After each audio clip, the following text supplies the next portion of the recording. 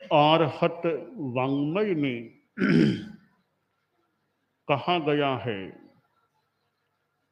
थम्भाव कोहाव मयप्पमाया गुरुस्सगासे विनयम न सिखे सोचेव उ तस् अभूइ भावो फलंग कीयस वहाय हो।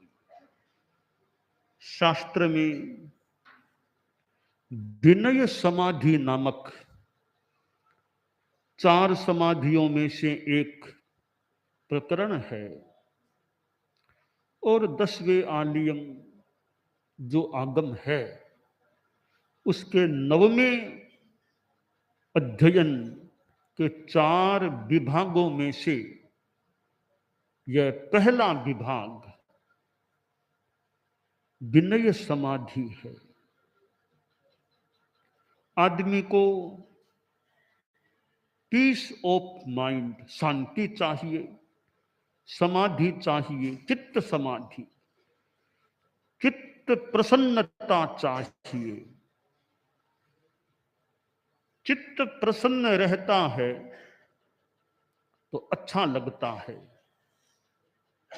चित्त की प्रसन्नता होती है तो मामूली बीमारी भी कोई इतनी परेशान नहीं करती, चलती है, कोई खास बात नहीं। आदमी का चित्त दुखी बन जाए फिर थोड़ी कठिनाई भी कई बार बड़ी लगने लग सकती है। तो चैतसिक प्रसन्नता जीवन में रहती है तो एक उपलब्धि है। चारित्रात्माओं के संदर्भ में चित्त समाधि कह दे, वह रहती है तो एक अच्छा लगता है। तो चित्त समाधि की प्राप्ति के अनेक उपाय 4 समाधियां बताई गई हैं। उनमें यह एक समाधि विनय समाधि है कि विनय से भी आदमी को शांति समाधि की प्राप्ति हो सकती है। आदमी में अहंकार भी आ सकता है, घमंड आ सकता है,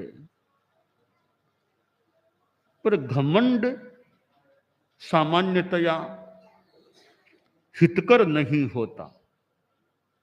साधु हो या गृहस्थ, अभिमान घमंड वो बढ़िया चीज नहीं होती, फालतू चीज होती है। ज्ञान है वह एक पक्ष है, बहुत महत्वपूर्ण पक्ष है, पर ज्ञान के साथ भी घमंड ज्यादा हो जाए तो फिर ज्ञान की विद्वत्ता की शोभा में कमी आ सकती है। एक आचार्य थे, उनका अपना संप्रदाय था, एक गण के वे मुखिया थे, अनेक साधु साध्वियां उनके समुदाय में थे और आचार्य धीरे धीरे वृद्धावस्था की ओर बहुत बढ़ गए। तब उनके मन में आया कि मुझे अब उम्र काफी बढ़ गई है, 80 के निकट आ रहा हूं, अब तक मैंने पीछे की व्यवस्था घोषित नहीं की है, अब 80 के निकट आ गया हूं तो इस विषय में मुझे चिंतन कर लेना चाहिए और कब क्या करना, किसको करना, वो एक मानसिक रूप में तो स्पष्ट हो जाना चाहिए। एक रात में आचार्य पश्चिम रात्रि में उठे तो सोचा आज मैं इस बारे में सोचूं, चिंतन करूं। कई बार पश्चिम रात्रि का समय एक अच्छी स्फुरना का, चिंतन का, विचार का, अनुप्रेक्षा का, आत्मचिंतन का हो सकता है। ये 2 बजे, 3 बजे, 4 बजे, 5 बजे का ये तो पश्चिम रात्रि का समय है। इसमें अपनी धर्म जागरणा, आत्मचिंतन और कोई व्यवस्था पक्ष का भी आवश्यक हो तो चिंतन मंथन, थोड़ा अच्छा समय वह चिंतन के लिए भी हो सकता है। यूं तो साधना के लिए बहुत बढ़िया समय है पश्चिम रात्रि का। हमारे चारित्रात्माएं उपस्थित हैं। पश्चिम रात्रि का जो समय है उसका उपयोग थोड़ा स्वाध्याय में, एक अनुप्रेक्षा में, एक जप में इस अच्छा किया जाए तो मानो अमृत वेला, वो अमृत वेला है। वो सुबह का है 4 बजे के आसपास, 3 बजे 4 बजे जाग जाए और जितना टाइम मिले, घंटा, पौन घंटा, सवा घंटा अपना जप करे, ध्यान करे, कोई स्वाध्याय करे, चितालना करे, ऐसा चिंतन मनन, आत्मचिंतन, अनुप्रेक्षा करे तो वह समय बढ़िया है। कि समय का अपना अपना एक महत्व हो सकता है। कौन सा समय किस कार्य के लिए बढ़िया रहे। हर समय हर कार्य सामान्यतया करना संभवतः बढ़िया नहीं। जैसे उदाहरण के लिए अब वो पश्चिम रात्रि का समय है, वो इतना अध्यात्म साधना का, चिंतन मनन का, उस टाइम कोई अखबार पढ़ना शुरू कर दे, वो टाइम नहीं है अखबार पढ़ने का। वो 4-5 बजे उठा, लाइट चलो अखबार पढ़े, अब आज का अखबार आ गया पढ़ लो। अरे वो टाइम अखबार पढ़ने के लिए बढ़िया नहीं है। वो टाइम तो साधना करो, ध्यान कर लो, आगम स्वाध्याय करो। 10वें आलियम है, उत्तर जयनानी चितारो, 24 चितारो, भक्तांबर चितारो और ऐसे ग्रंथों को चितारो, नवकार का जप करो और प्रेक्षा ध्यान कर लो, किसी केंद्र पर लक्ष्या ध्यान का प्रयोग करो। वो टाइम उसके लिए बढ़िया है। वो सुबह का टाइम अमृत वेला, वो काम बढ़िया है। अखबार पढ़ना ही है तो ठीक है, बाद में जरूर पढ़ सकते हैं, थोड़ा 11-12 बजे बाद में, दिन में कभी दोपहर में पढ़ लो, थोड़ा शाम को पढ़ लो, तो वो टाइम अखबार के लिए जितना आवश्यक है देख सकते हैं। बाकी अब सुबह का समय है, एक जगह प्रवास है, तो 8 बजे 9 बजे अपना आगम हाथ में रखो तो बढ़िया है। और कोई लेखन पठन करो, अध्ययन करो, वो बढ़िया है।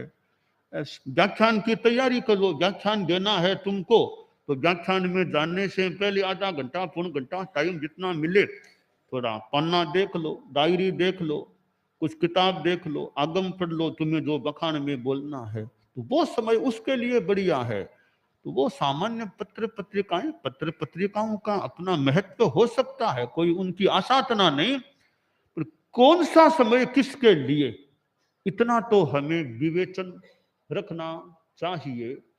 तो ये सुबह का समय 8, 9, 10 ये व्याख्यान हो रहा है, तुम या तो व्याख्यान सुन लो या एक जगह बैठ के अपना काम करो, कोई लेखन पठन वो काम कर लो।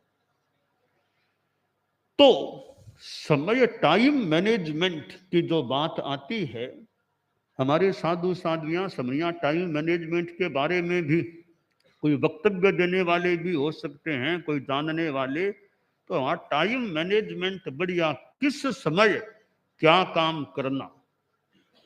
अब दोपहर का समय है, लोगों को सेवाई करानी है, रूटीन में दोपहर को करा दो। अब सुबह सुबह सेवा में ज्यादा टाइम जरूरी नहीं हो तो उस टाइम स्वाध्याय जप लेखन पठन कर लिया, दोपहर में 2 बजे 3 बजे 1:30 बजे जो भी व्यवस्था टाइम लोगों को सेवा करा दो, करानी है तो यह है। बाकी तो एंड टाइम जो जरूरी काम वो करना हो सकता है।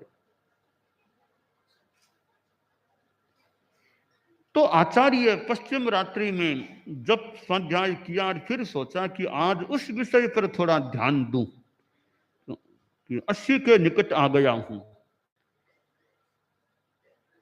तो सोचा मेरे शिष्यों में कौन कौन है, ध्यान दूं। आचार्य बड़े साधक व्यक्ति, प्रबुद्ध संबुद्ध व्यक्ति, थोड़ी देर ध्यान दिया, अपने शिष्यों पर ध्यान दे लिया कि मेरे 100-125 जितने भी साधु शिष्य हैं, उन पर दृष्टिपात मानसिक रूप में किया, और मानो एक जगह बैठे बैठे दूर दूर शिष्य थे, उनको भी भीतरी दृष्टि से देख लिया कि मेरे कितने शिष्य हैं, कौन कौन हैं। उनमें से छंटनी करनी थी।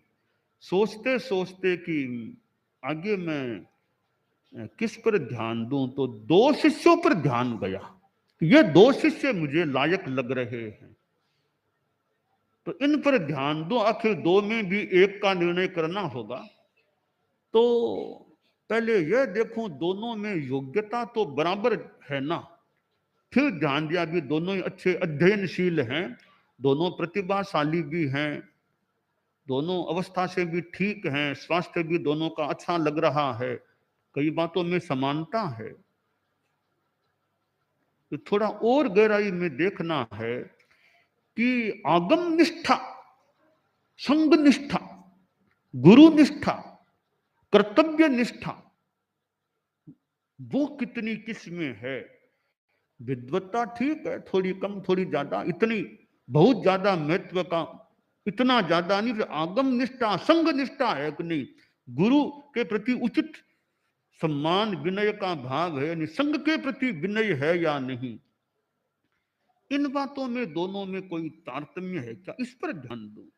कि कोई कह दे आगमों में क्या पड़ा है, ऐसी बात करे भाई, तो भी कि वो आगम के साथ ऐसा औचित्य है क्या, कि आगमों से क्या खास बात है, आगम में कुछ भी होगा हम तो चाहे वैसे करेंगे। एक तो इस तरह बोलने वाला हो, एक भी हमारे आगम में यह बात, ओहो हमारे आगम है, हमारे आगम है, आगम है। अब छोटे संत हमारे मान लो सीखना करे, पढ़े, पोथा नीचे ही छोड़ दिया, तो पोथे को भी थोड़ा अच्छी जगह रख दे, अलमारी में रख दो, कंबल के ऊपर रख दो, यूं ही नीचे आंगन में पोथा छोड़ दिया। अभी आगम हमारा है, ऐसे ही क्यों छोड़ दें, अच्छी जगह अच्छी तरह रखें, खराब भी न हो, अच्छी तरह ठीक रहे। तो ये आगम के प्रति है कि नहीं, क्योंकि हमारा जैन शासन में तो, हमारे श्वेतांबर में तो आगम आधार है, सूत्र हमारे लिए आधार है, सूत्र का आधार, सूत्र का सूत्र मेरा,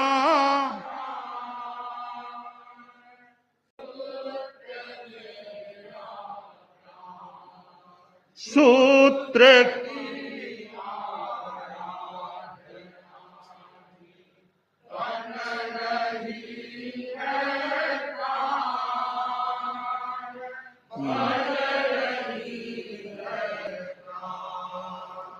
भक्ति का,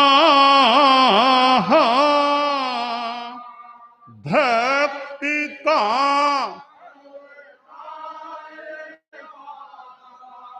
भक्ति ले आया, ज्योति का अवतार बाबा,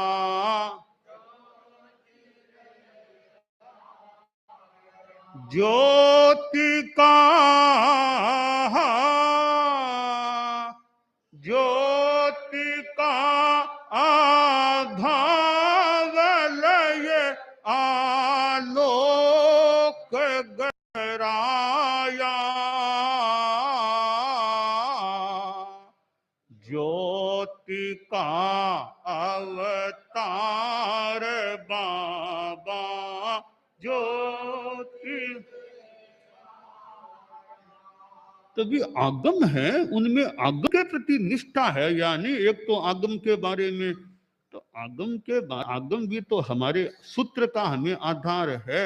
कोई वो बोलता है नहीं आगमों में क्या पड़े, कुछ भी होगा आगमों में, हम तो अपने ढंग से चलेंगे। ये आगम के प्रति अवहेलना का भाव तो नहीं होना चाहिए ना, अवहेलना तो आगम की कैसे करें। तो ये भी देखना चाहिए संघ के प्रति निष्ठा, कि संघ मेरा है, तो मौका आए तो ऐसा नहीं कि छोटी मोटी बात मुख से निकल जाए, संग छोड़ दूं, संग छोड़ दूं, संग मुक्त हो जाऊं, संग, ऐसी मुंह से बातें निकलती है, या संग के प्रति निष्ठा है कि भाई छोटी तुच्छ बातों को लेकर कहीं नहीं, मरेंगे तो संग में कभी मरेंगे, अच्छा और संथारा लेकर के भी जाएंगे। तो संग निष्ठा है यानी, तो इस पर भी ध्यान देना। एक दिन आचार्य जी ने उपवास किया, उपवास का अगले दिन पालना किया, पालना किया।